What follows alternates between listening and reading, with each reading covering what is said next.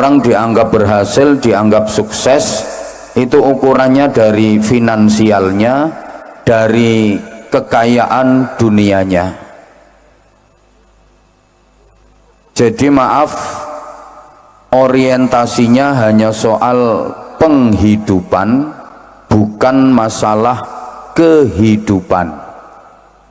Ini kayaknya kok nggak paham ya diajak ngaji kayak gini.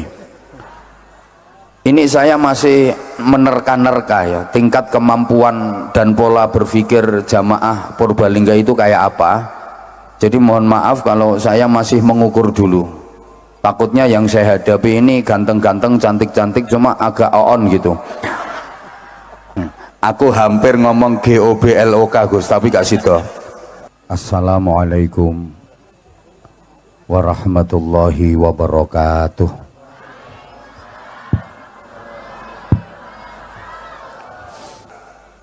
Ini yang hadir manusia semua apa bukan ya? Kok nggak ada suaranya gitu loh. Manusia itu makhluk yang paling mulia dan dimuliakan oleh Allah. Tapi akhir-akhir ini banyak manusia yang merendahkan derajatnya sendiri karena ikut-ikutan perilaku makhluk yang derajatnya lebih rendah, yakni binatang yang hanya menjalankan proses reproduksi, tidak mau mempersiapkan proses regenerasi. Akhir-akhir ini para jamaah, kita itu seakan-akan terdidik hanya untuk kepentingan kapitalisme dan materialisme saja.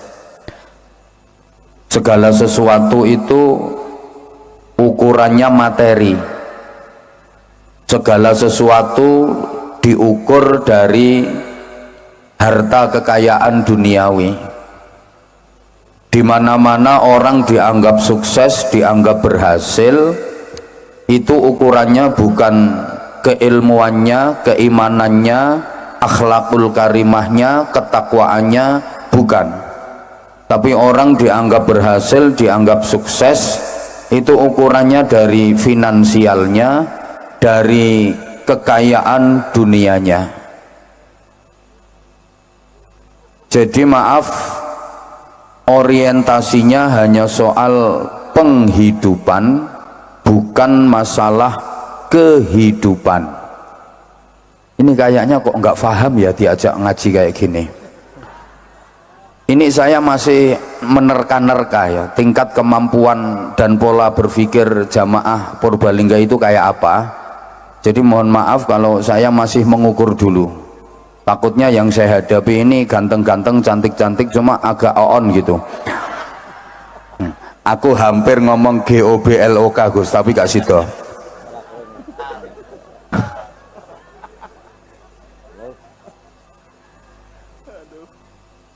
Sehingga dari segi penghidupan rata-rata masyarakat kita sudah baik, tapi dari segi kehidupan kita kalah sama orang-orang dulu. Penghidupan itu cakupannya materi, harta benda, sandang, pangan, kendaraan, anggaran, termasuk maaf departemen perbadokan itu penghidupan. Lah kalau kehidupan itu cakupannya rohani, moralitas, karakter, akhlak, kemanfaatan, ketentraman, keberkahan.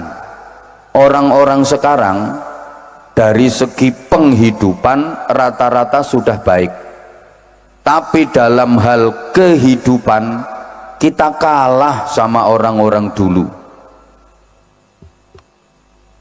Akhlakul karimah kita kalah sama orang-orang dulu. Keberkahan hidup kita kalah dengan orang-orang dulu. Ketentraman dan kemanfaatan kalah sama orang-orang dulu. Kalau penghidupan menang. Orang-orang sekarang dari segi materi, finansial, kekayaan, harta benda udah jauh lebih baik daripada orang-orang dulu. Wong biyen niku nuwun pangapunten tesih melarat-melarat. Sekarang cari orang miskin susah, nyari orang yang benar-benar miskin sekarang susah. Buktinya di Purbalingga ini kalau ada bantuan raskin dari pemerintah banyak yang nggak doyan, tapi berasnya diterima, dijual, ditukoke beras yang apik. Iki wonge teko, wonge kudu ngireng. Loh, orang dulu itu masih miskin-miskin bener. Maaf ya, orang dulu makan nasi putih sama daging itu kalau nggak lagi selamatan, lagi hajatan, lagi momen-momen penting nggak keturutan. Kalau orang sekarang mau makan menu kayak apa aja keturutan. Gini apa nggih? Dulu makan kok lauknya dadar, telur goreng, itu nunggu ada ndok kopior. Jadi kalau nggak ada telur kopior itu ya ndak makan dadar. Lah sekarang sak bledose wetengmu kepingin mangan menu model opo wae kelakon.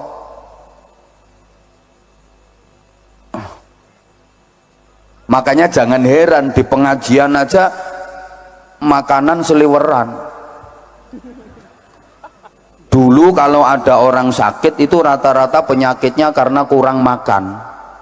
Makanya kalau ke dokter habis didiagnosa, diperiksa, diobati sama dokter dinasihati makan yang banyak, mangano sing akeh. Oh, panganan kuwi obat, panganan kuwi tombo, dipangani akeh, waras. Penyakitnya pancen mergo kaliren. Sekarang kalau ada orang sakit itu rata-rata penyakitnya karena kebanyakan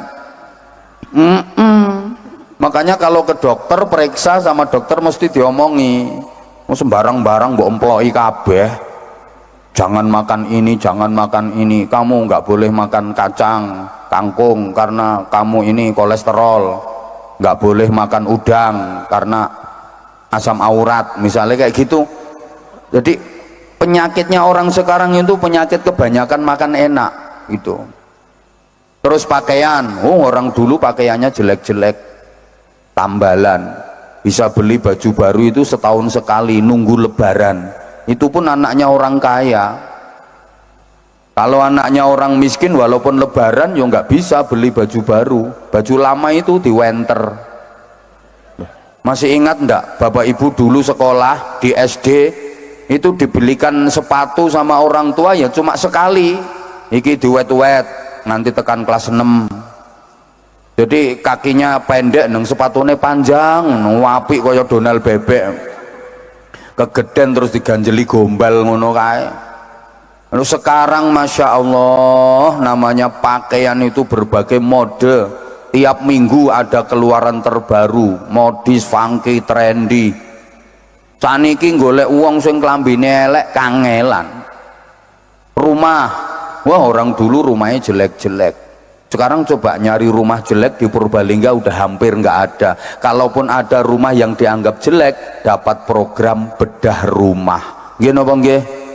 Dah kalau orang dulu Masya Allah rumahnya bolong-bolong. Kalau malam itu angin masuk huwuk, nggak ada kipas angin apalagi AC. Dulu adanya cuma AB, angin berobos itu. Kalau musim penghujan becek semua, kalau musim kemarau berdebu sampai tinggal omah undur-undur. Sekarang nyari undur-undur udah susah. Orang sekarang itu rumahnya wes bagus-bagus semua. Saya yakin kok yang hadir di sini ini rumahnya bagus-bagus semua. Kadang-kadang bapak ibu merasa rumahnya jelek, sesungguhnya rumah bapak ibu nggak jelek kok, enggak.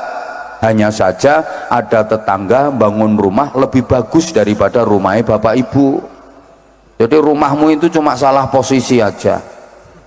Kalau pengen kelihatan bagus ya geser, jejer ke omah sing elek engko lah omahmu ketok apik. Api eleke omahi padha karo wajah manusia. Ngono, ibu-ibu bisa kelihatan cantik, bisa kelihatan jelek, tergantung jejerane sapa. Lah kalau jejerane perempuan cantik ya ketok elek ya mbekan. Lah nek jejere wong wadon sing elek-elek ya ketok ayu. Mulane ibu-ibu kalau pengen kelihatan cantik, aku pesen lungguh sak lungguh sing hati-hati, nyari rombongan jelek tuh. Jadi maaf ya, kalau dari segi penghidupan, orang sekarang udah baik, tapi kehidupan kita kalah sama orang-orang dulu. Makanya ngapunten di sini pentingnya proses regenerasi, bukan hanya reproduksi. Kalau regenerasi itu melahirkan anak historis, sedangkan reproduksi hanya melahirkan anak biologis. Kok koyo gak paham ngono ya? Sorry, saya pakai bahasa kayak gini. Pertama, pertimbangannya Purbalingga ini kan bahasanya ngapak. Kalau saya nanti pakai bahasa Jawa, takutnya Jawa Timur sama Purbalingga beda bahasanya, maka saya pakai bahasa Indonesia. Yang kedua, belakangan ini saya itu sering ngaji di kalangan akademis. Lah malam ini kan kalangan jemburis. Ya iya, harus menyesuaikan gitu. Regenerasi itu melahirkan anak historis, anak sejarah, anak zaman yang mampu mengukir prestasi emas dalam kehidupannya. Itu regenerasi. Lah kalau reproduksi itu hanya melahirkan anak biologis, anak hasil dari Departemen Perpetingkringan. Udah, kita nggak bicara tentang reproduksi, nggak usah dibicarakan, sudah ahli-ahli semua. Ini kita bicara regenerasi. Regenerasi akhir-akhir ini Bapak Ibu terhambat karena kemajuan zaman, karena kecanggihan teknologi. Kita hidup di zaman milenial. Kata anak muda itu, kita hidup di zaman digital. Maka manusia sekarang mau nggak mau dituntut harus siap menjadi manusia-manusia siluman. Artinya manusia yang harus hidup di dua dunia. Kalau orang dulu hidupnya hanya di dunia nyata saja, orang sekarang di samping hidup di dunia nyata justru malah lebih banyak hidup di dunia maya. Betul? Berarti kita ini sekarang hidupnya di dua dunia, dunia nyata dan dunia maya. Kira-kira orang sekarang lebih banyak hidup di dunia nyata apa di dunia maya? Lebih banyak hidup di dunia maya, lewat alat yang setiap tangan sudah pegang. Bahkan kadang satu orang punya 3. Saya sering istilahkan sebagai setan gepeng itu. HP, halo, Indonesia ini peringkat 1 di seluruh dunia, penduduknya paling gila dengan HP. Sak donya peringkat 1 Indonesia. Jadi peredaran HP terbesar di seluruh dunia, ranking 1 Indonesia. Tepuk tangan untuk Indonesia. Lungke. Makanya maaf banget, saya akhir-akhir ini kalau ceramah itu kadang-kadang berat rasa di hati. Beratnya kenapa? Ya maunya ceramah ngaji itu 100% di dunia nyata. Tapi kebanyakan majelis-majelis yang saya datangi, jamaahnya itu 80% berada di dunia maya. Orang saya ceramah, jamaahnya mainin HP. Coba kita ngaji, jamaahnya bikin story. Kita ceramah serius, jamaahnya update status. Nih kudung coklat itu, habis moto saya ceklek langsung dibikin status ngaji bareng Abah Anza.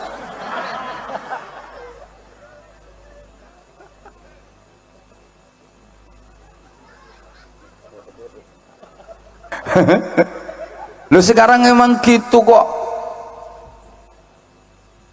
Mbah. Jujur ya, jujur. Saya itu sekarang kalau ada yang ngundang ceramah dari manapun, si malakama saya. Antara ya dilema kalau ndak ngerti, antara diterima apa ditolak. Mau saya terima kok nggak sesuai dengan keinginan hati, mau saya tolak kok yo sapa ngomong eman-eman. Mesti ngomong eman-eman ini mesti pikirannya duit ngono mesti. Wes terus terang ae. Suudzon itu namanya. Jangan negatif thinking. Dikira kiai itu mata duiten, dikira kiai itu materialis. Apa dipikir kiai-kiai itu nek karo duit terus moh ngono apa piye kok ya. Gini loh, bener saya dilema antara saya terima apa saya tolak kalau diundang ceramah akhir-akhir ini. Mau saya terima kok nggak cocok sama keinginan hati. Lah keinginannya ya tadi ngaji itu yang serius, yang ngaji beneran. Tapi mau ditolak kok ya wes mbah sambletate lambemu wes. Kok ya kasihan gitu loh. Maksudnya kasihan orang ngundang ngajak ngaji, saya waktunya ada, masa kita nggak mau gitu loh. Kok duit itu yo penting ya, cuman kan yang jauh lebih penting daripada duit itu dulur gitu loh. Loh iya, mau saya terima itu kadang-kadang beratnya satu, pertimbangannya tadi maaf lah kita maunya ngaji itu ya ngaji itu di dunia nyata lah gitu. Kedua, sekarang penceramah itu sedang dalam pengawasan super ketat dari netizen yang maha benar dengan segala firman-Nya gitu. Kepleset dikit lembut ceramah misalnya 90 menit itu yang 80 menit isinya bagus, yang 10 menit jelek. Ini yang digoreng, ini yang 10 menit bukan cuma digoreng, diliwet sampai lembut, yang 80 menit hilang gitu loh. Nah, padahal siapa sih yang nggak ada jeleknya? Setiap orang baik pasti ada kejelekannya, setiap orang jelek pasti ada kebaikannya, setiap orang baik pasti punya masa lalu yang itu ada buruknya, dan setiap orang buruk ada harapan untuk memiliki masa depan yang baik. Rawahu Abah Anzah. Oh, ngono ku gawean status kok galau tingkat dewa. Opo ngono? Loh, setiap orang baik pasti punya masa lalu yang ada buruknya.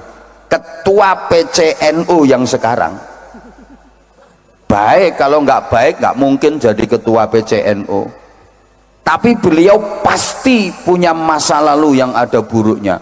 Dulu waktu di pondok ke warung itu ambil pisang goreng 5 bayar 2, malah urung lunas tekan saiki.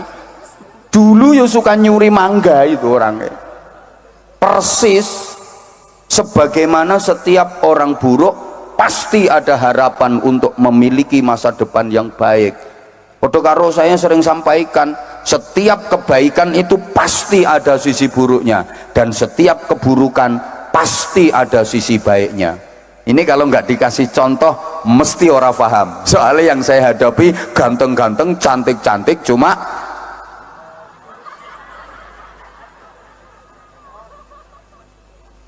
yuk dikasih contoh hai. Pada setiap kebaikan pasti ada sisi buruknya. Misalnya ya, warga Purbalingga ini kan terkenal orangnya dermawan, wonge lomo-lomo, terkenal saben ketemu kiai mesti nyangoni.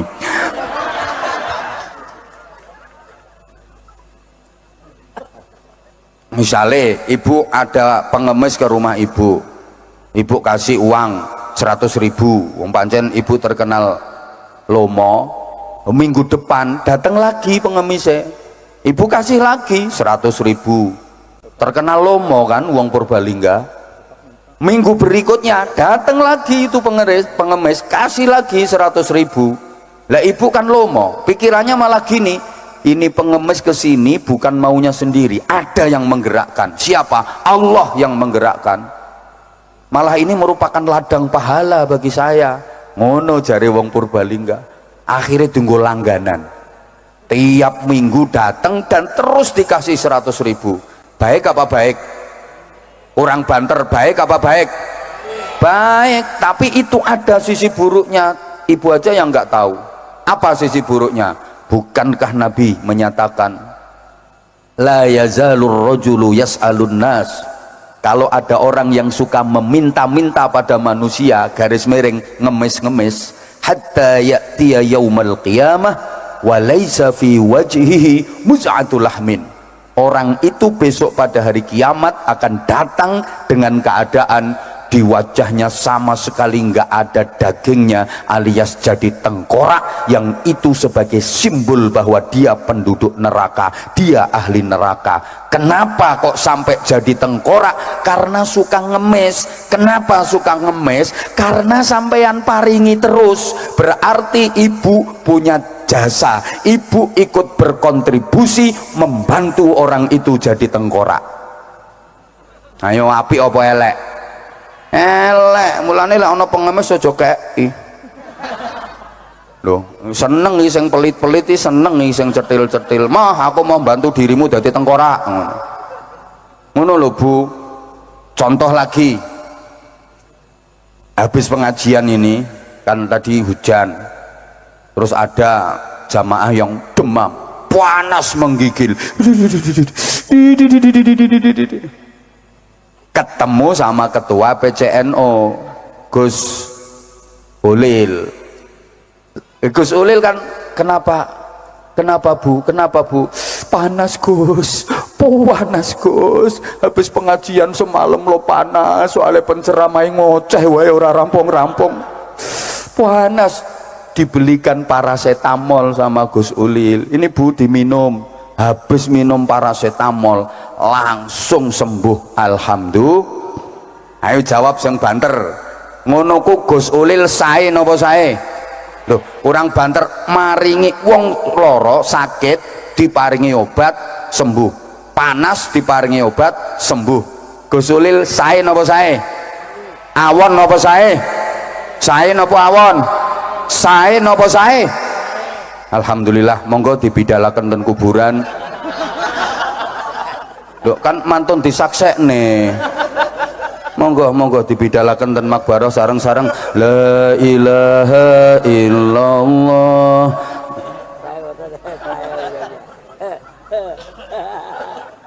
Sae Gus Ulil.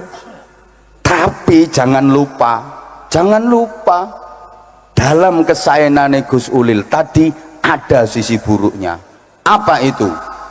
Ingat, Rasulullah bersabda, humma yaumin kafaratu sanatin. Panas ya, sakit panas sehari itu menghapus dosa setahun, gara-gara paracetamole wong iki. Orang tadi dosanya setahun nggak jadi dihapus sama Allah. Ya kalau sakit panasnya cuma sehari, lah kalau sakit panasnya seminggu, berarti dosa 7 tahun nggak jadi dihapus gara-gara paracetamol wong iki. Ayo Gus Ulil ngoten niku berarti saya napa awon? Elek. Dalam kebaikan itu ada sisi buruknya. Demikian pula dalam setiap keburukan pasti ada sisi baiknya. Ibu maaf misalnya ya, ibu sampean punya suami sampean kan laki-laki,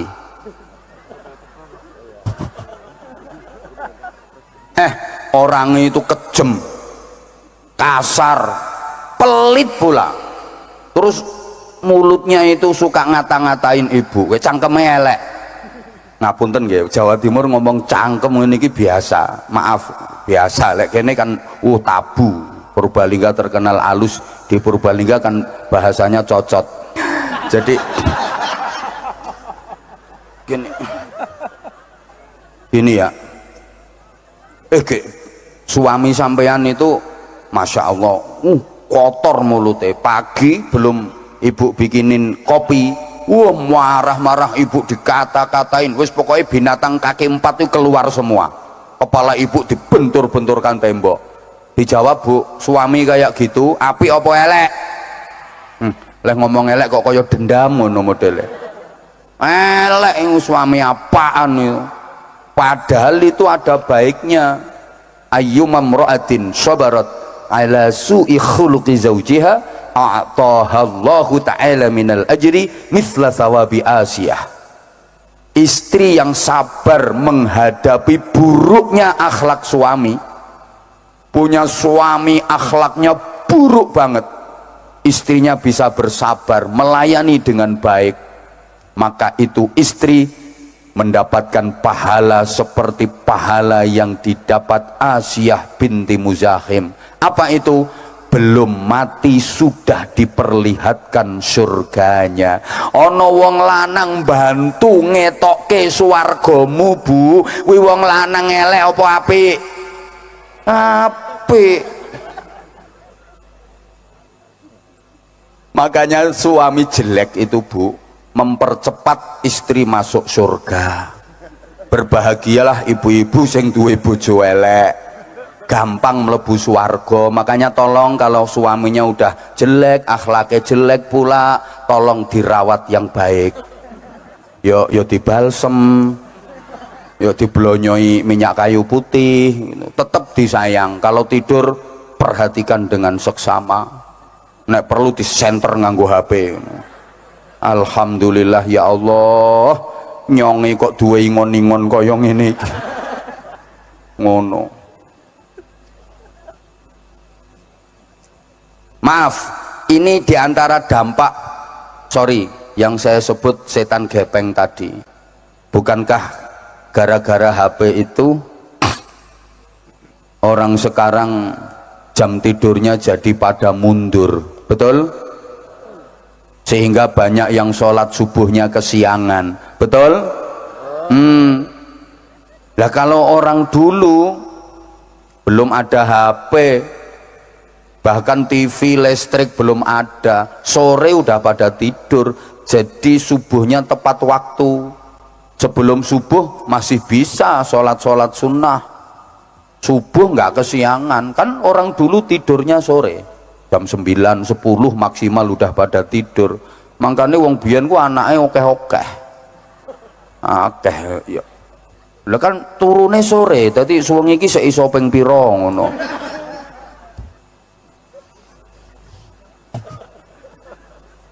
Ya Allah. Lah sekarang itu wes utak-utek HP sampai dini hari, sehingga banyak yang subuhnya kesiangan, jam 7:30 baru bangun. Usolli fardhu subhi raka'ataini mustaqbilal qiblati qarinan lillahi ta'ala. Gara-gara itu pula orang sekarang jadi males baca Quran, betul? Wis to, jujur lah jawab, kapan gak jujur pindah aku. Orang ini panitia dari Purwokerto aja udah jemput dari sebelum maghrib. Ndi makhluk mau? Oh iki lho makhluk. Halo. Coba ibu, maaf. Lebih banyak mana pegang Quran sama pegang HP? Lebih banyak mana ngelihat tulisan Quran sama ngelihat HP?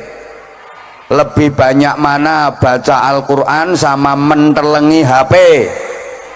Ya udah, besok di akhirat minta syafaatnya Samsung, ya, minta syafaatnya Oppo itu. Ya Allah, lah ini keberkahan jadi berkurang. Kadang-kadang ditanya, banyak mana pegang Quran sama pegang HP? Banyak pegang HP, kan di HP juga ada Quran, bisa disetting, ada aplikasi Qurannya, tinggal buka. iya nggak salah, tapi seberapa sering itu aplikasi Quran di HP-mu kamu buka? Pertanyaannya kan itu. Kalaupun baca Al-Quran via HP, maaf itu mengurangi nilai barokah. Orang dulu kalau mau baca Quran wudhu dulu. Itu kan nggak boleh pegang mushaf Quran kecuali suci dari hadas. La yamassuhu illal mutahharun. Jadi orang dulu kalau mau baca Quran wudhu. Lah wudhu itu barokah, wudhu itu ibadah, wudhu itu pahalanya besar, wudhu itu terjaga dari maksiat, wudhu itu terhindar dari setan, dijaga malaikat. Udah dapat pahala. Pakaiannya rapi kalau mau baca Quran orang dulu, nutup aurat. Kemudian menyekel, mendemek mushaf Quran itu udah dapat pahala. Dibuka, mendelok, menjenggilengil dan mementelengi tulisannya Quran itu dapat pahala. Membacanya dapat pahala, kesulitannya dalam membaca dapat pahala, penuh dengan berkah. Sekarang kan ngentengke wong saiki, karena di HP ada aplikasi Quran, jadi mau baca Quran nggak usah pegang mushaf, nggak usah wudhu. Kadang pakaiannya sekenanya, kadang sikapnya juga sekenanya, sambil metingkring, sambil tidur-tiduran. Itu buka HP tulisannya ayat Quran sambil ngentut, tut, tet, prot, dut. Loh kok tut, tet, prot, dut? Lah memang suara entut itu kan tergantung ukuran bokong. Lah kalau bokongnya tipis kecil ya tit ngono, bokongnya sedengan ya tet, bokong gede ya tuwot, apalagi gede kuandel kayak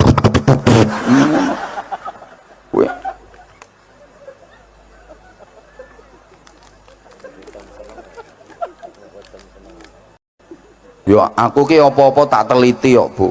Loh, gara-gara itu pula maaf sekarang banyak anak yang tidak berbakti kepada orang tua, banyak anak yang berani sama orang tua. Maaf, anak-anak panjenengan rata-rata semuanya walaupun masih kecil-kecil sudah pegang HP, betul? Banyak sekarang anak-anaknya itu maaf lebih memperhatikan ibunya apa HP-nya, lebih nurut sama bapaknya apa HP-nya, lebih sering pegang kitabnya apa HP-nya, lebih sering mempelajari buku pelajaran sekolahnya apa HP-nya. Syukur.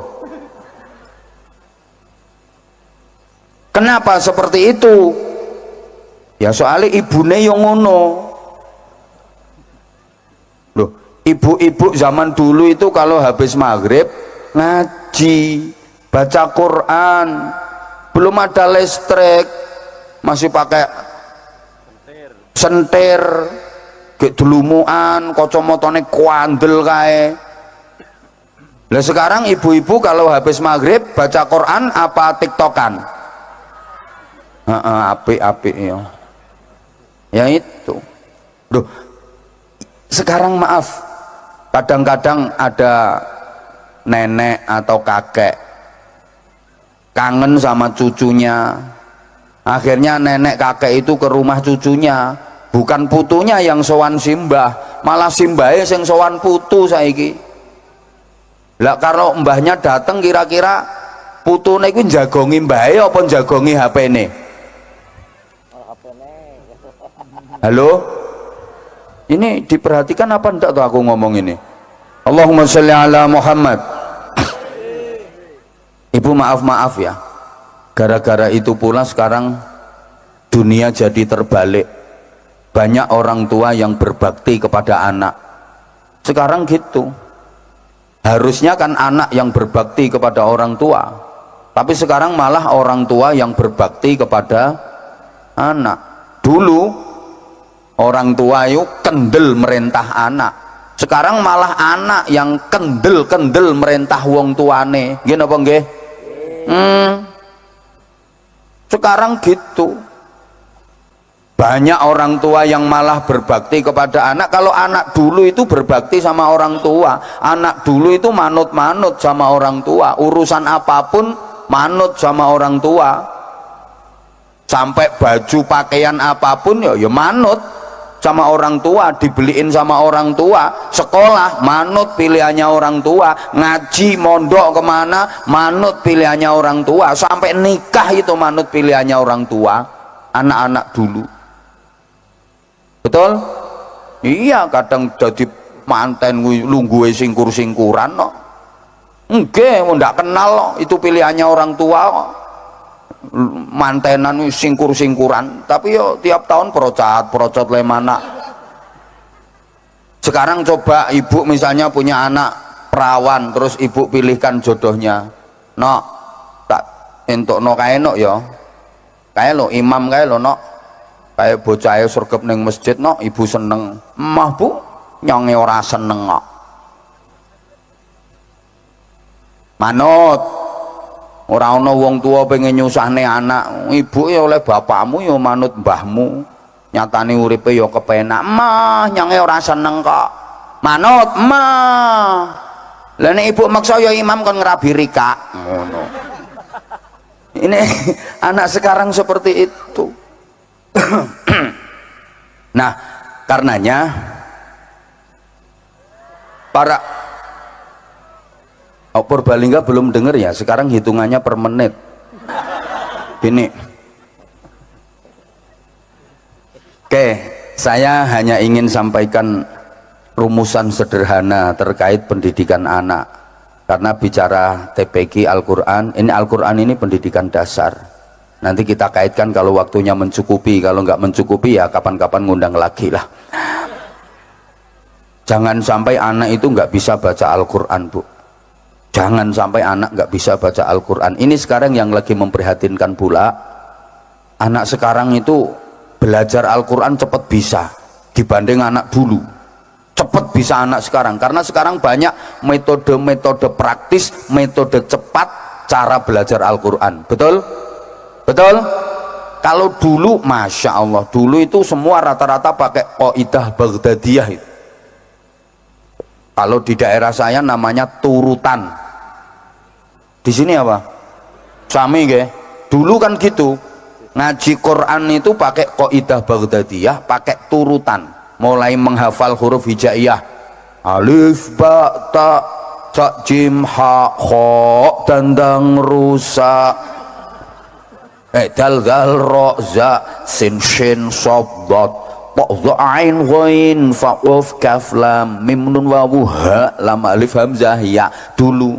Terus naik pelajarannya alif fathah alif kasroh i alif dhammah u, ba fathah ba kasroh bi ba dhammah bu, kaf fathah ka kaf kasroh ki kaf dhammah ku, mim fathah ma ta fathah ta mim dhammah mu. Nembe iki nyonge di mata-matake jamaah ki. Yo alif ya sukun fathah ai, lam fa sukun fathah laf ya dhammah yu. I love you too. Oh no. Dulu begitu kok ngajinya.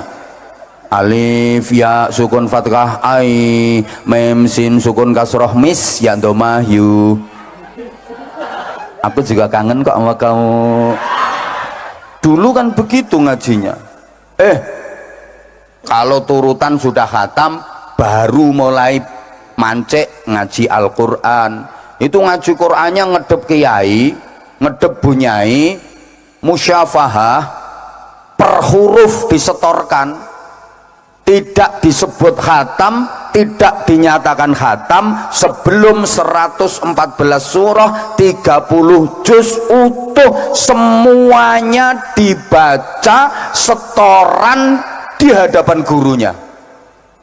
Utuh 114 surat 30 juz setoran semua di hadapan gurunya, nggak ada satu huruf pun yang terlewatkan, baru dinyatakan khatam, baru diselamati. Betul? Dulu begitu, sekarang enggak. Wong belajar 6 jilid sudah wisuda. Pakai toga, dapat piagam, ngono ibune leh bangga, anakku wis wisuda Al-Qur'an, wisuda pret. 6 jilid tok itu dianggap udah khatam, dianggap udah lulus. Makanya anak sekarang cepat bisa belajar dan baca Qur'annya, tapi cepat melupakan pula. Setelah bisa membaca, apakah terbiasa membacanya? Kalau dulu karena untuk bisa membaca Quran itu susahnya luar biasa, berat. Jadi perjuangan berat bisa lancar baca Quran itu, sehingga begitu bisa dipertahankan dan rutin. Ramadan itu kalau tadarus Al-Quran habis taraweh sampai sahur dulu, betul? Sekarang mana ada anak-anak muda mau tadarusan Quran, langka kalaupun ada. Ngadeg opo ngene iki. Nah, begitu saya berdiri, ibu-ibu dan mbak-mbaknya langsung tepuk tangan. Ini membuktikan bahwa memang perempuan itu lebih suka laki-laki yang kuat berdiri.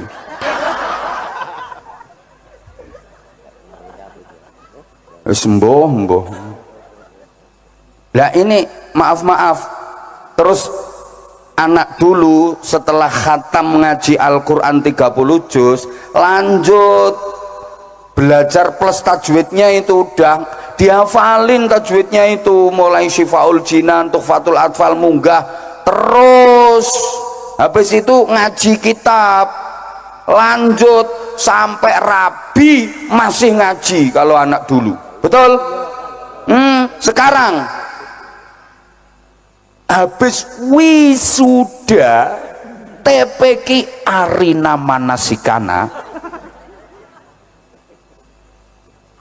6 jilid tok, udah nggak mau ngaji sekarang. Usia SMP, usia MTS, anak-anak sekarang udah banyak yang nggak mau ngaji. Pokoknya SD, MI masih mau ngaji, tapi kalau udah SMP, MTS mulai udah nggak mau ngaji, betul? Makanya saran saya, solusi terbaik pendidikan anak akhir-akhir ini adalah pondok pesantren. Sekolah iya, sekolah di pondok pesantren. Ngono, sekolah neng pondok, ojo mondok neng sekolahan. Coba sekolah neng pondok karo mondok neng sekolahan sama apa beda? Oh, beda. Iki ilmu balaghah niki. Padha karo iki lho. Gedhe ndase ambek ndase gedhe. Sama apa beda? Oh, beda. Kalau gede ndase itu orang sombong, besar kepala itu orang sombong. Lah nek ndase gede emang kepalanya besar, jadi ukurannya ndas wi gede. Mboh modele ora patek ngaji kok. Sekolah neng pondok sama mondok neng sekolahan itu beda. Kalau sekolah neng pondok ya sekolah, tapi sekolahnya di lingkup pondok pesantren, sehingga anak-anak bukan hanya sekolah formal saja, lanjut ngaji diniyahnya, bukan hanya dididik ngaji diniyah, langsung praktek akhlakul karimah, dibimbing sama ustadz-ustadzahnya, diawasi sama pengurus-pengurusnya, didoakan bunyainya, diriyadhoi sama kiainya. Alhamdulillah. Wong kene modele kaya ora tau diudani kok. Salahe panitia nggak mau bondo, coba dikasih tenda kan tenang. Ini panitia ngirit ini. Nggak usah keplok, wong dirimu ya gak nyumbang. Tenda itu ya nyewa. Ya enggak jadi hujan. Kalau belum selesai ngajinya enggak jadi hujan. Ya Allah, jangan hujan dulu ya Allah. Tuh, kasihan nanti kalau basah sampai BH-nya.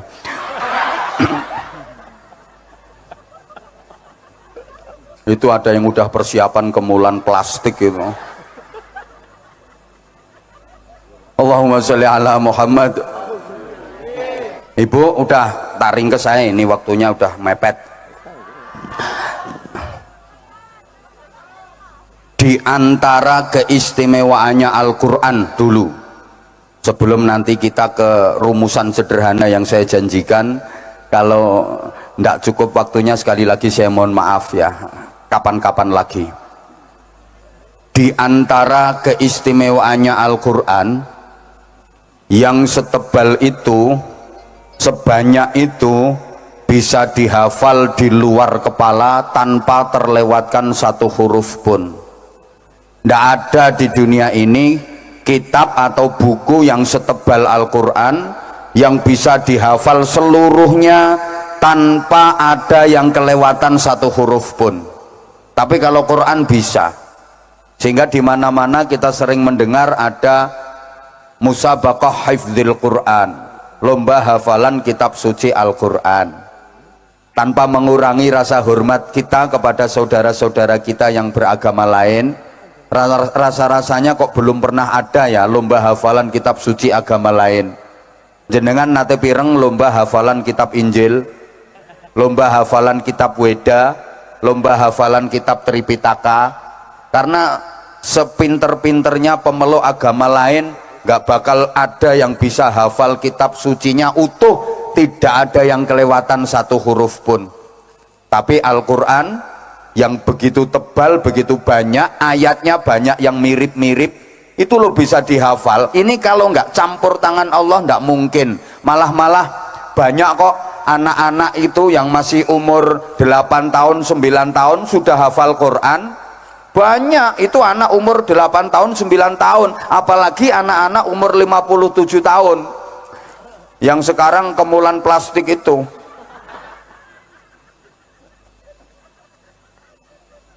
Udah hafal berapa juz, Bu? Hah? Loh, kan ibu-ibu sini banyak hafal juz mangga, juz apel. Anyel aku ini.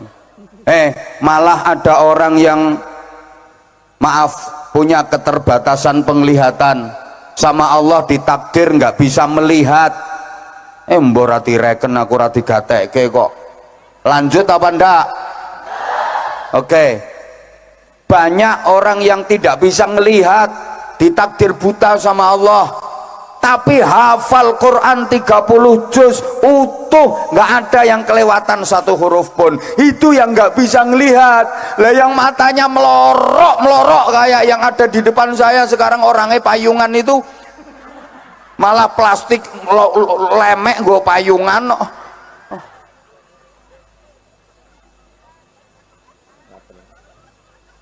Memang Quran itu mukjizat, dan mukjizat yang midad ila yaumil qiyamah. Allahumma sholli ala Muhammad. Mukjizat terbesar Rasulullah itu Al-Quran. Terbesar kedua Isra Mi'raj. Kapan-kapan aja tak terangno. Di saat mukjizat dari semua nabi dan rasul sekarang sudah nggak ada, tapi Al-Quran midad ila yaumil qiyamah, lestari sampai hari kiamat. Al-Quran nggak akan hilang, Al-Quran nggak mungkin bisa dirubah. Kalaupun ada yang berupaya merubah Al-Quran, jangankan satu ayat, satu huruf saja Al-Quran dirubah, pasti ketahuan. Bahasa Inggrisnya the konangan. Karena Allah sendiri yang menjaga. Inna nahnu nazzalna dzikra wa inna lahu lahafizun. Sesungguhnya kami Allah yang menurunkan Al-Quran dan kami sendiri yang menjaganya. Bentuk penjagaan Allah terhadap kemurnian Al-Quran diantaranya melalui para penghafal Al-Quran. Allahumma sholli ala Muhammad. Allahumma sholli ala Muhammad. Ibu bapak, Al-Quran itu tetap ada sampai kiamat bahkan sampai di surga Quran tetap ada.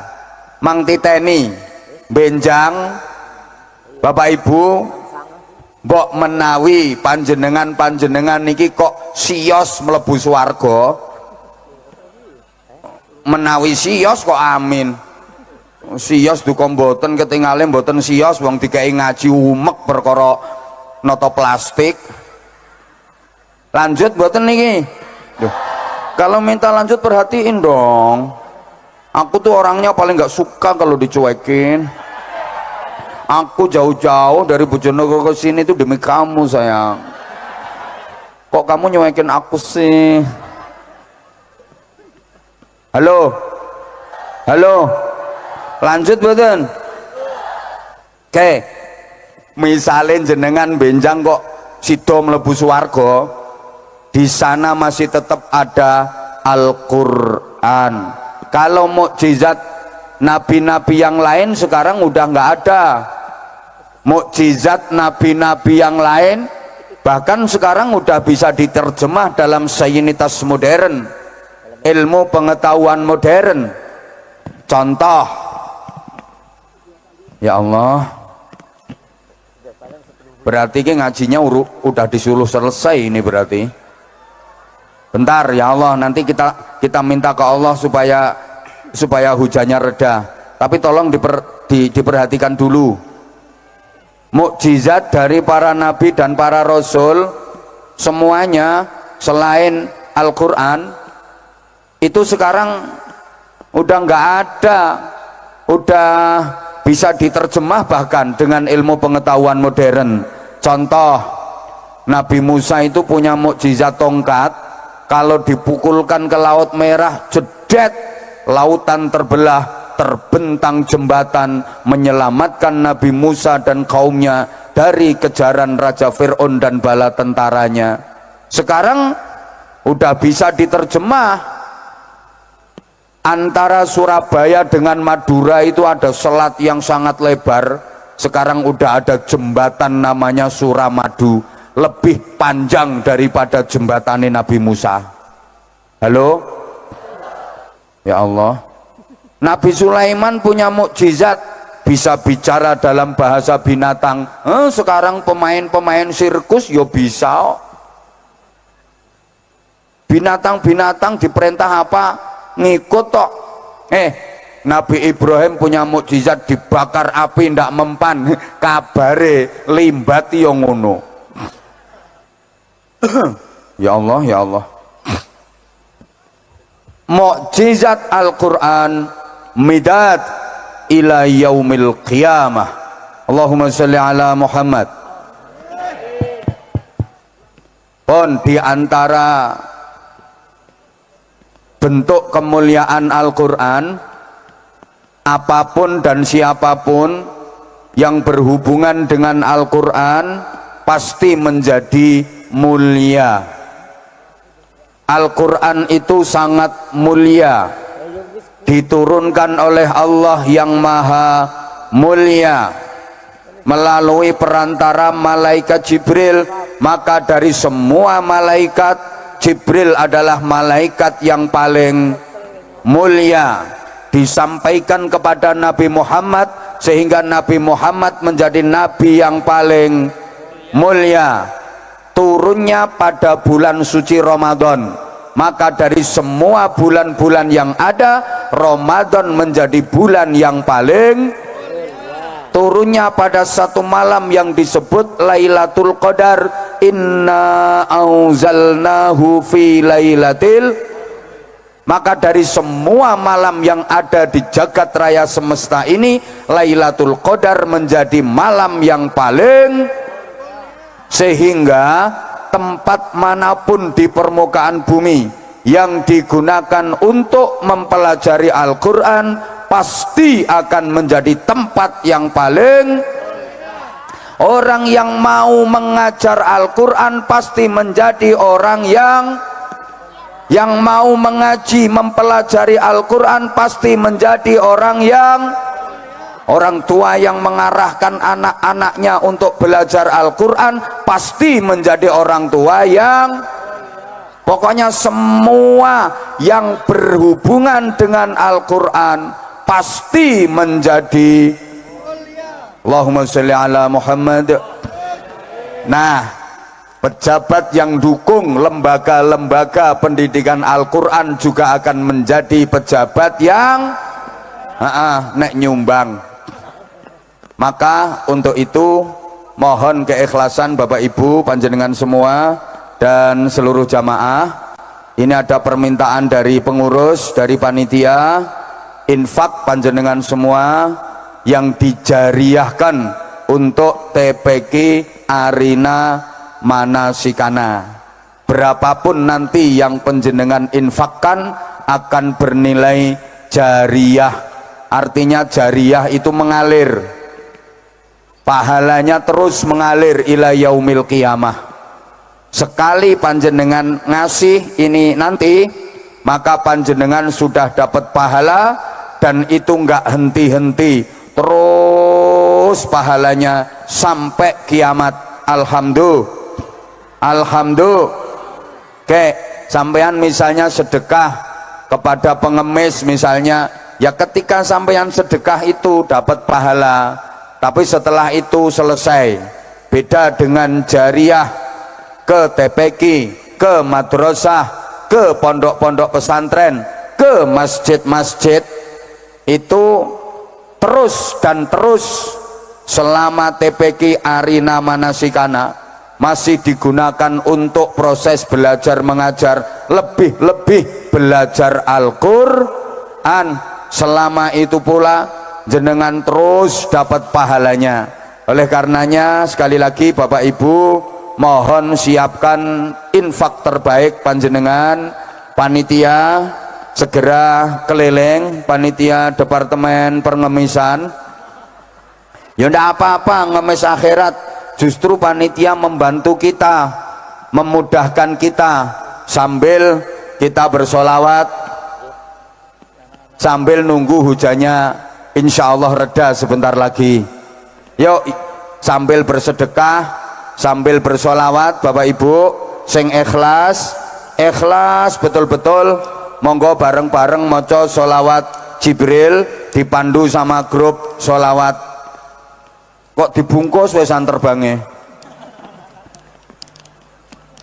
Allahumma sholli ala Muhammad. Sallallahu ala Muhammad. Monggo panitianya keliling.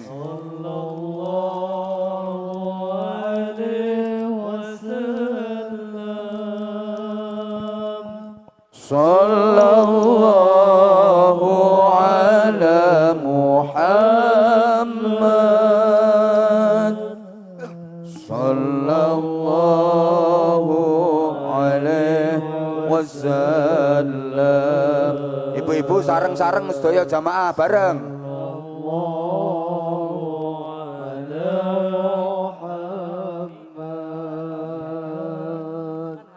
wasallam. Sallallahu alaihi Muhammad. Sallallahu alaihi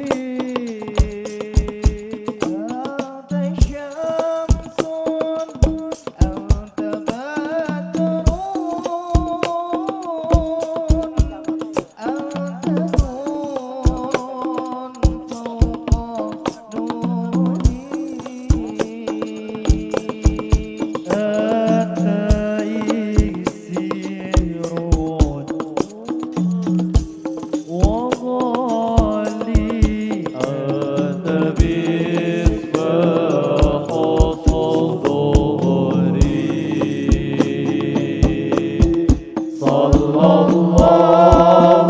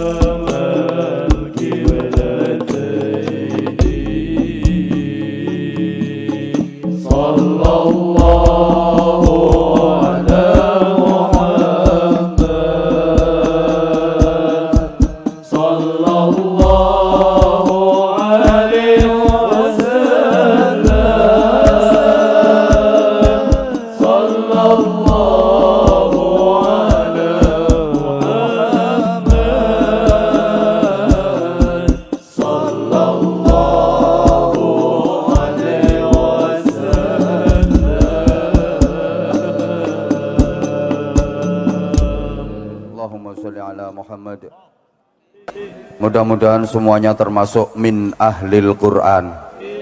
Setidaknya kita terus dibimbing Allah untuk rajin baca Al-Quran. Orang yang rajin baca Al-Quran itu punya kedudukan yang bergengsi di sisi Allah. Sebagaimana sabda Rasulullah Muhammad sallallahu alaihi wasallam, Inna lillahi ta'ala ahlan fil ard. Sesungguhnya Allah itu punya keluarga di bumi. Keluarga bukan dalam arti pertalian darah, tapi keluarga dalam arti majazi. Keluarga dalam arti diperhatikan, disayangi, dan sangat dicintai. Faman yarju liqa Allah falyukrim ahlahu.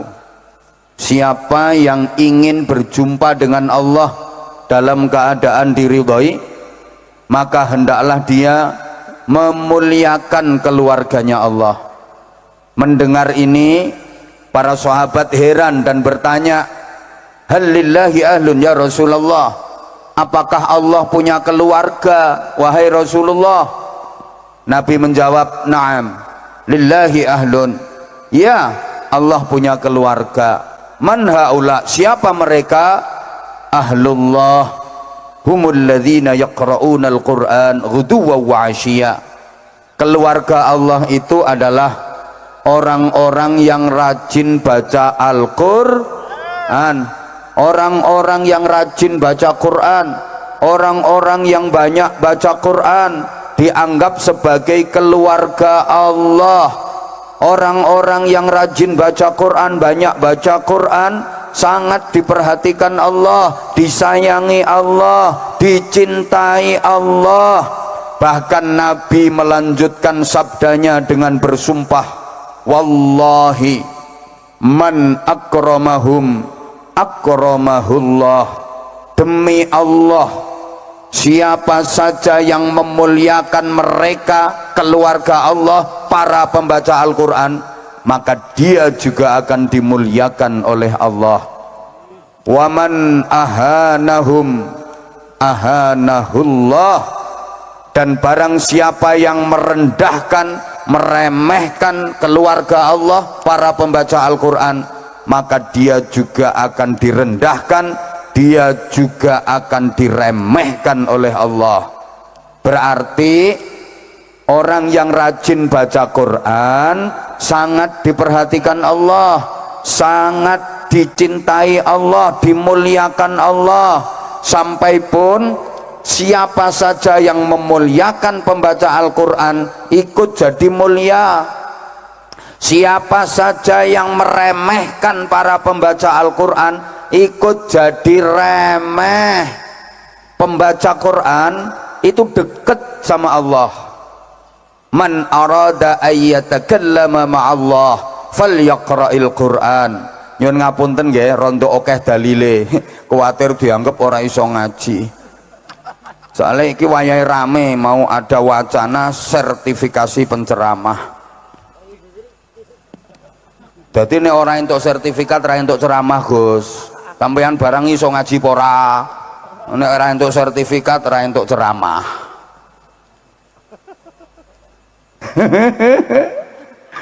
Halo, halo. Siapa yang ingin bisa bercakap-cakap sama Allah, siapa yang ingin bisa omong-omongan sama Allah, baca Quran. Loh, baca Quran itu berarti omong-omongan kalian Gusti. Uang nang iso omong-omongan karo Gusti Allah, gaya banget, keren. Ngomong-ngomongan karo Gusti Allah. Maaf, sampean loh Bapak Ibu, baru bisa omong-omongan sama Pak Camat aja misalnya, udah bangga. Wah, aku tadi omong-omongan sama Pak Camat lumayan lama, ngono wis banggane ra karuan. Baru bisa omong-omongan sama Pak Lurah lo bangga. Aku tadi ketemu Lurah, omong-omongan. Baru bisa omong-omongan sama Ketua PCNO, banggane ra karuan, karena merasa dekat. Ngono lho, padahal PCNO ki apa? Jabatan ora jelas. Arep nyalon bupati ora ndek duwe. Tuh, apalagi coba misal sampean bisa omong-omongan sama gubernur. Wah, malah bangga. Apalagi coba sampean bisa omong-omongan sama presiden. Wah, malah bangga. Lah ini langsung bukan hanya sekedar omong-omongan sama presiden, langsung sama Allah. Caranya baca Quran. Makanya ya ini jangan rame-rame. Orang yang ahli baca Quran itu sangat dekat dengan Allah karena dia sering omong-omongan sama Gusti. Orang dekat itu kan diantara tandanya sering omong-omongan. Mbok ra digatekke kok. Siapa yang paling dekat sama bupati? Ya yang sering ngomong-ngomongan sama bupati, itu orang dekat. Yang paling sering ngomong-ngomongan sama gubernur, ya orang dekatnya gubernur. Yang sering ngomong-ngomongan sama presiden, ya orang dekatnya presiden. Yang sering ngomong-ngomongan sama Allah, berarti dia orang dekatnya Allah. Siapa? Orang yang rajin baca Quran. Mangkane wong sing ahli maca Quran iku benjing dina kiamat. Ndak usah bingung-bingung nyari alamat surga, ndak usah bingung, ndak usah sedih, nyantai. Baru bangkit dari alam kubur udah dapat notifikasi dan Sherlock. Plus dijemput panitia untuk dituntun menuju ke surga. Alhamdulillah. Ndak jalan sendiri ke surga, diantar panitia. Enak kan, kita nggak begitu pengalaman daerah sana. Lah ini ada panitia yang jemput, nggak mungkin kesasar. Berarti orang yang ahli baca Quran itu ada jaminan masuk surga. Iya, wong surganya yang kangen. Al jannatu mustaqatun ila arba'ati nafar. Surga itu kangen berat sama 4 kelompok manusia. Siapa saja? 1, talil Quran. Orang yang rajin baca Quran dikangeni surga. 2, wahafizil lisan. Orang yang pandai menjaga lesannya, omongannya itu manfaat, omongannya itu ngelegakne, tidak menyakiti orang, omongannya banyak zikirnya. Pokoknya banyak ilmu, banyak hikmah, banyak manfaat. Halo? Tiga, wa mut'imil ji'an, yang suka memberi makan, berarti orang yang dermawan, wong lomo. Lek wong pelit ora bakal iso mlebu swarga. Kabare iki aku ya diomongi wong. Di pintu surga itu ada tulisannya, sekali lagi iki ya kabare wae. Podo-podo belum kesana kok. Anti muharramatun alal bakhil wa ala mani'iz zakah wa ala tayyus. Ayo sok dibuktikan bareng-bareng, bener nggak ada tulisan kayak gitu? Halo? Di pintu surga itu ada tulisan anti muharramatun alal bakhil. Surga kamu haram ditempati orang bakhil, wong cetil, wong pelit. Makanya yang dikangeni surga tadi ketiga siapa? Yang suka memberi makan, artinya wong loman. Yang keempat, was-shaimina fi Ramadan, orang-orang yang berpuasa di bulan Ramadan. Nah, ini yang sesuai dengan materi kita malam ini. Pertama, talil Quran, orang-orang yang rajin baca Al-Quran. Makanya Masya Allah, harapan dan doa saya semoga ke depan TPQ Arina Manasikana ini berkembang menjadi madrasah Al-Quran, terus menjadi lembaga tahfidzil Quran. Jadi anak-anak bukan hanya belajar membaca, tapi menghafal Al-Quran. Setelah hafal juga menjadi pengamal Al-Quran. Demikian, udah jam 9 lewat 27 menit. Bahkan tadi perjanjiannya panitia saya ngaji selesainya jam 21. Ini kan udah jam 9 lewat 27 menit. Nanti perjalanan saya ke Purwokerto kurang lebih masih 45 menit. Aku tahu kamu itu berat banget mau pisah sama aku. Tapi gimana sayang, kita dibatasi oleh waktu. Ya sebenarnya sih aku pengen berlama-lama sama kamu.